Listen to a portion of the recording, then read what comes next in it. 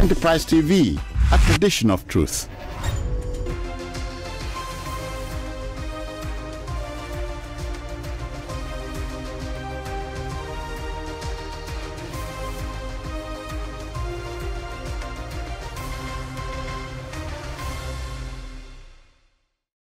It's a very beautiful day, and you're welcome to today's episode of Enterprise Morning on Enterprise TV. I am Henry Igwebike.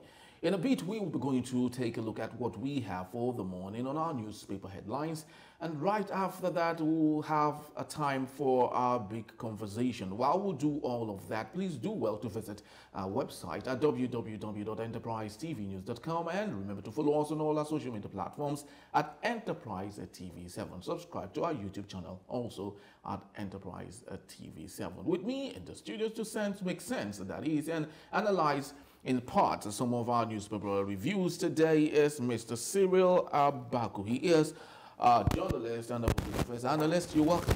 Enterprise Morning today. Thank you. All right. So quickly, let's start up the newspaper headlines with the Daily Trust newspaper. And the big story there says, save Nigerians from kidnappers. And right under that, we equally have another big story, 438 million naira contract. Interior Minister faces CCB today. And we have on the downslip of the same newspaper, 5 bodies recovered, scores missing as a boat carrying 100 capsized in Niger. Residents flee as bandits attack military camp in Katsina. Armed Forces Remembrance Day, Tinubu Akpabio Governor's honors fallen heroes. Mr. Cyril, let's talk a bit about the insecurity ravaging Nigeria, particularly the Federal Capital Territory. And it seems to lots of Nigerians that the current administration seems not to talk about this issue. We've had them say a lot about palliative. We've had them say a lot about so many things. But in the case of insecurity that is encroaching into the Federal Capital Territory seems to be a very big problem. But they ain't saying anything about it. Why do you think that is not paramount in the administration? Well, thank you for having me this morning. The first thing I'm going to say is that it has actually gone from encroachment to entrenchment. It is fully, people are selling houses off and fleeing, certain neighborhoods. Wow. People are just saying, the kidnappers, I have a friend who couldn't bear it anymore. The people go every night, kidnap children, kidnap girls. The last time I spoke with him, one of the girls was still in captivity.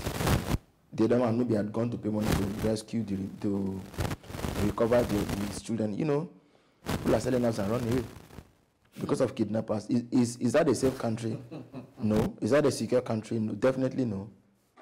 If they are coming every day and kidnap people, it means that they can be traced. They are with us. I wonder why we lack the will and the zeal and the capacity, really, the power to be able to confront them and keep our country safe. But the question is, why do you think during the past administration of Muhammad Buhari, it wasn't as it was? Was it that it wasn't making headline news? Yes, it wasn't making headlines. It may be a little worse. In the Federal Capital Territory, that is. I'm not talking about other states in Nigeria. So it may be a little worse and more visible now, but it had always been there in the Federal Capital Territory. You only need to go and talk to people, and you would hear stories.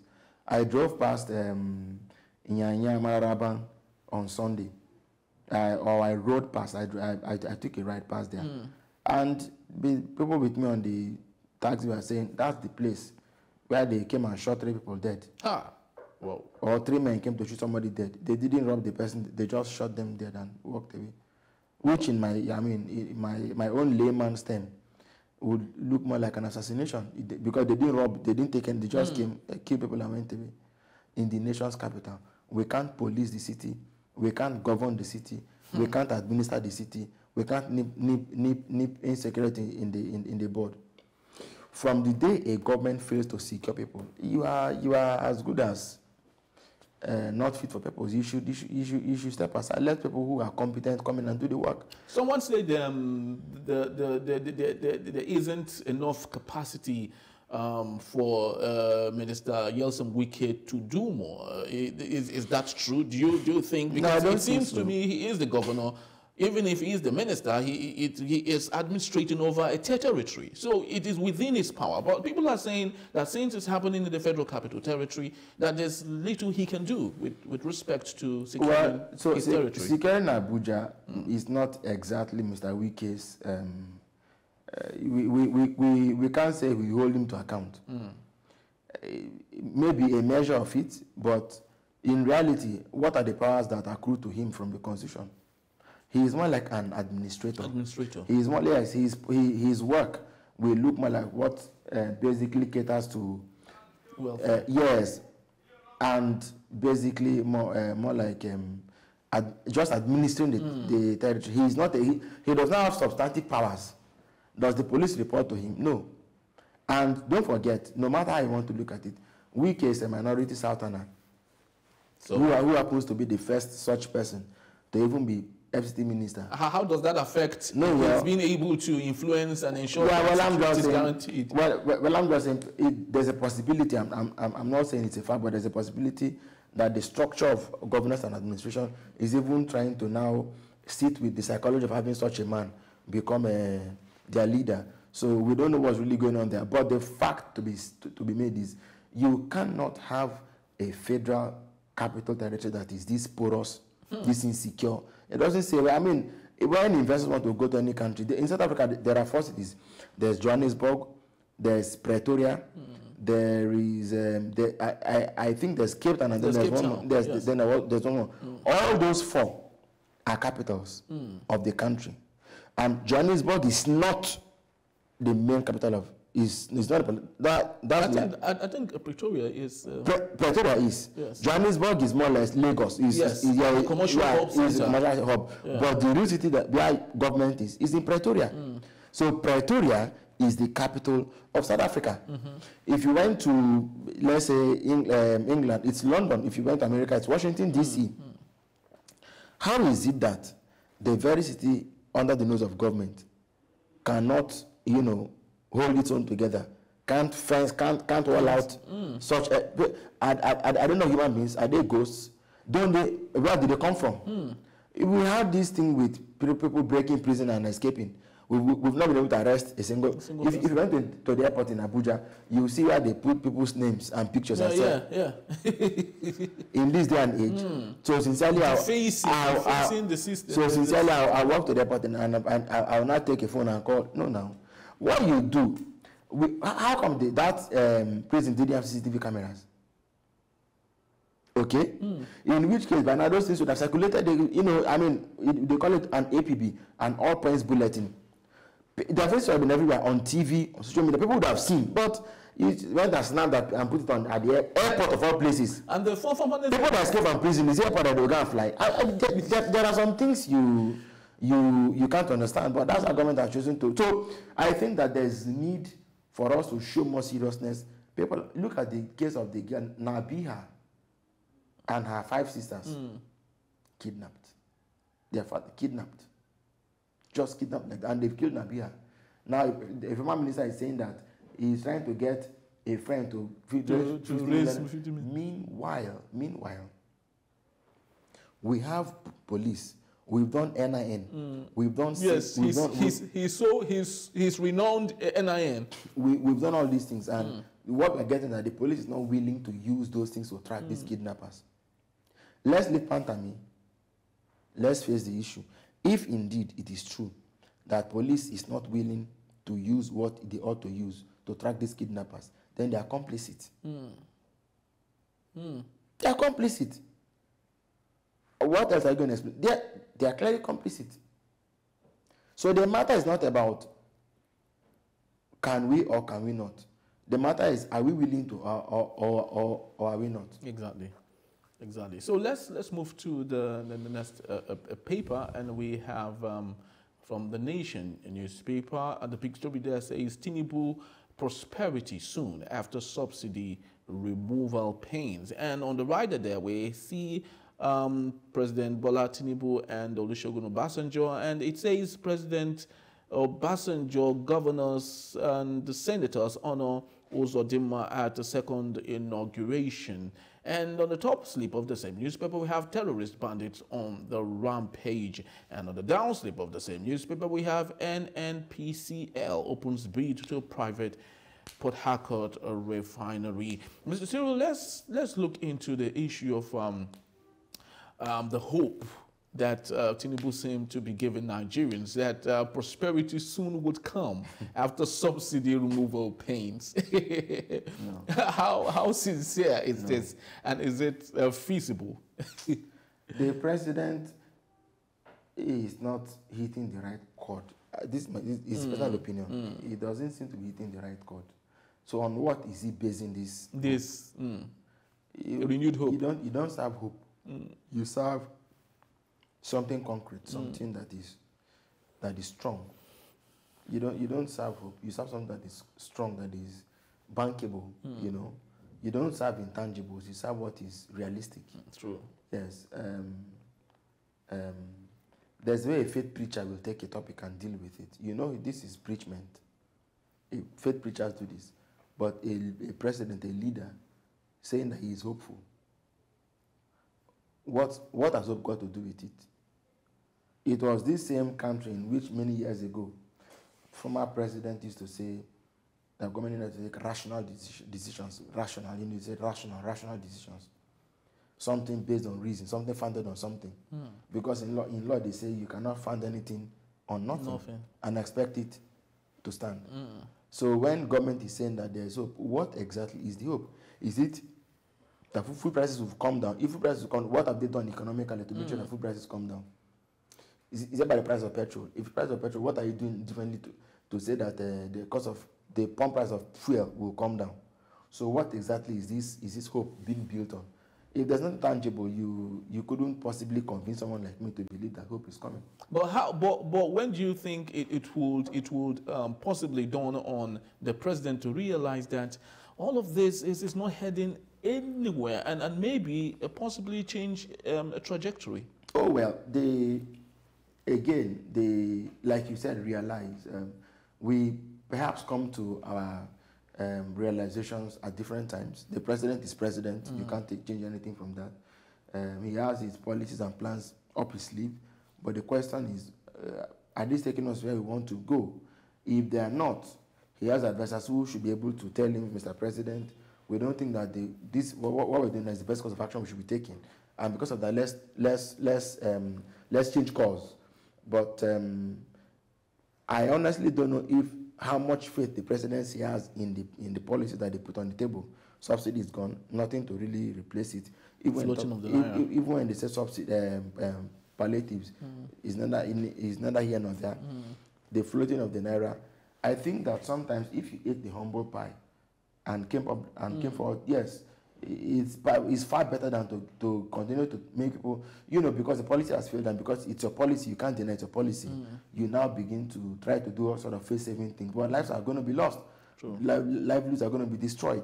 Homes are going to be affected. Government has an enormous power. What they do and what they don't do can make or mind a lot of things.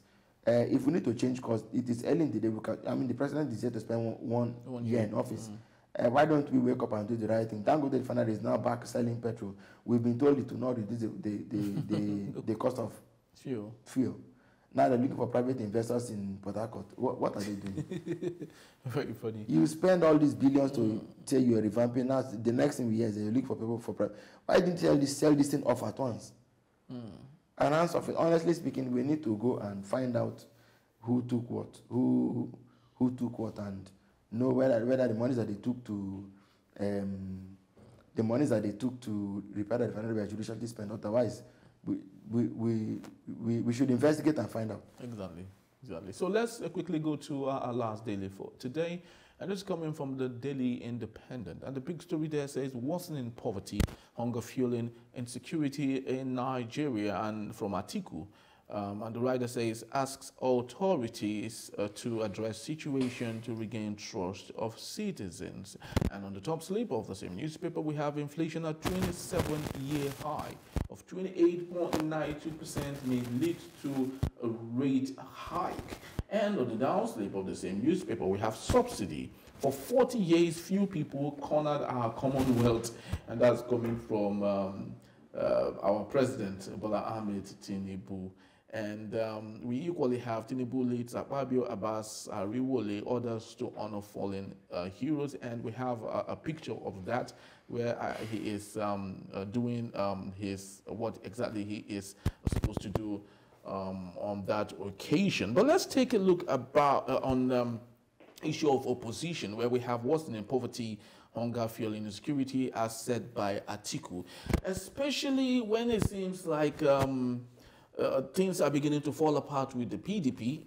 Daniel Bwala, who happens to be the spokesperson for Atiku, is tilting towards the APC and the Tinubu. Reno Omokri, you know, the virtual spokesperson too for Atiku, is tilting towards Tinubu. And so many of the people are gradually tilting towards Tinubu. What do you think Atiku, what is left? Nothing may be left of Atiku. It's not just Atiku and PDP, even the Labour Party. Nothing may be left of all these parties by the end of this year. Nothing will be left of them. You think so? Whatever remains will be a satellite of the APC. No. But I know our current president and his political antecedents well enough to know that he's a president who prefers that you come, that we may reason together, than you stay apart and we fight. There's a lot to live for. Why they rumble and they ramble? Even if such meetings is not pushing towards prosperity of the general. Well, I mean, at that point, so let me think through his mind. Which the prosperity are you talking about? I'm talking about the general what does that prosperity mean? Prosperity means that Nigerians can at least heave a sign of relief, you know, for the fact that things are expensive. Okay, maybe if I parley with you, that helps to cushion. You're the one seeing things. You're the one seeing things that way. There's no standard definition of prosperity. Even if it means that inflation is brought down. I'm thinking through the president's mind. Oh, okay. So, come first, let us see. We've never even tried it, and you are saying there will be no prosperity. So come closer first and let us see what happens. Don't you think we need the ideas in government? We need people like you. The way you talk and think is good. Come and give us your ideas. We need the value you can propose. You can join this team. I can tell you that by mid-year is a bit. By the end of this, by October, a lot of very prominent, very vocal people are going to shift base. It's not. I mean, we've seen what happened with the former big man in the Labour Party the other day. We're seeing Bwala, and you think they are not accidental, brother. These are very orchestrated, well-timed manifestations of what. So, by the middle of 2025, you would have seen a new political party in that the APC would have. That the APC what I mean is the APC that won the election last year would have become born again by the middle of 2025. You would have seen an all-new, brand-new APC. Okay. Let me give an example. A lot of people that are fighting for their mandates, senator election, governorship election, they are not fighting because of the PDP or any other party. They are fighting only so because they need to, so that when they join the APC, they can join based on strength and not just because they are looking for something. Do you get what I'm saying, sir? Yeah. That I came to the APC as a governor, I have more stake than I have as someone who just works. Yes, so that's what. Yeah, no, I'm telling you now. That's what they're working on. By middle of next year, a lot of them governors. In any case, the president does not even need to defect. Not all of them will defect. The governor Sheyi Makinde of Oyo State is in PDP, but he is a supporter of President Tinubu. So if the president has your support, no matter where you are, is that not enough?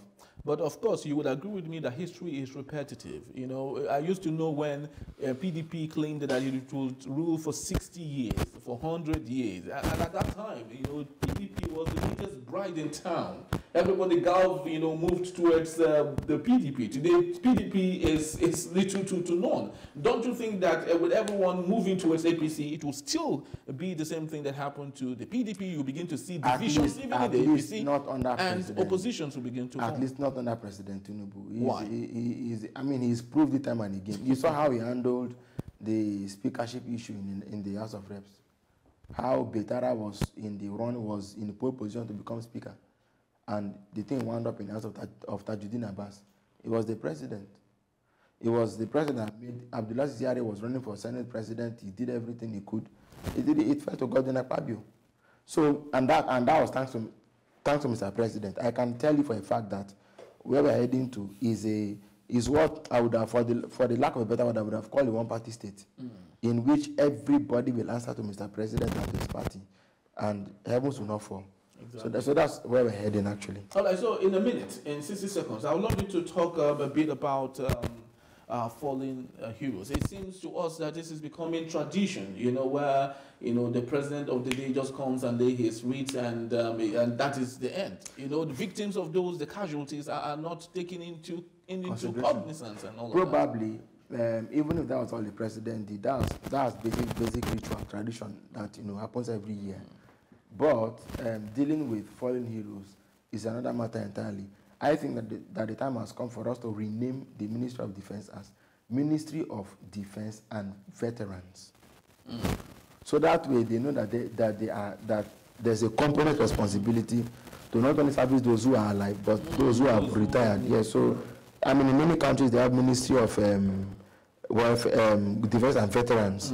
It must be elevated to the level of ministry, so that way their pensions, their gratuities, everything the government owes them is being given to them. So maybe, and when I mean name, it's not just the name, but is the proper departmentalization of the Ministry of Veterans, the concept going into it, to say this is Ministry of Defense and Veterans. So veterans have, in fact, if you have a Minister of State, he may just be responsible for the veterans. So that way we can say that. But anybody who has not paid them all these years should not be working free. That person should be behind bars.